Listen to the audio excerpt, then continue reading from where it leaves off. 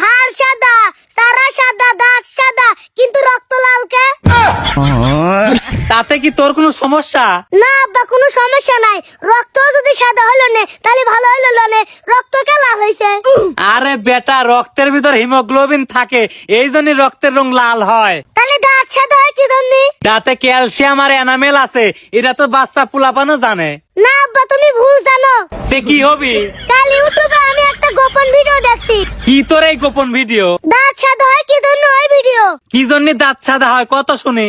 দাঁত সাদা হয় কারণ ছোটবেলায় মানুষ গাদি দুধ খায়। আরো বললাম না বুঝলি? দুধের রং সাদা ধনী মানুষের দাঁতও সাদা।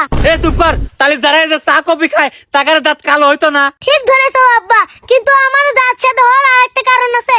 কি কারণ? দাঁত তো সবসময় অন্ধকারে থাকে। হ্যাঁ থাকে। রোদে গেলে তো চামড়া কালো হয়ে যায়। হ্যাঁ। দাঁত তো সবসময় গালের মধ্যে থাকে, এই জন্য দাঁত সাদা। কে রে বেটা, তোর মাথার ভিতর কি গোবর আছে নাকি? জাগারে যে দাঁত উঁচো, তাগারে কি দাঁত পুরি কালি হয়ে যাবে নাকি? আব্বা, সেদিলে গবেষণা চলতেছে, তুমি আমার আর একটা কথা শোনো। কি কথা ক শুনি? দাঁত আসলে আব্বা সাদা আলা উড়ায় না। মানে?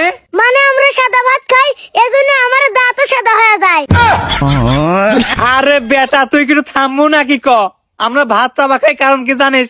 আমার দাঁতও একটু শক্ত হওয়ার দরকার আছে। আচ্ছা আব্বা, আমার দাঁত যদি সাদা না হয় লাল হলো না, তাহলে যদি আমরা হাসপাতালে লাগলাম না, তাহলে কি মানুষ মনে করলো না ও কামড়াবে যাচ্ছি? আচ্ছা বেটা, তুই কি জানিস মানুষ বেশি কথা বলে দাঁত পড়ে যায়? আচ্ছা আব্বা, এটা কোনো সায়েন্স নাকি? না, এটা সায়েন্স লয়, এটা হলো তোর বাপের বাঁ হাতের চর।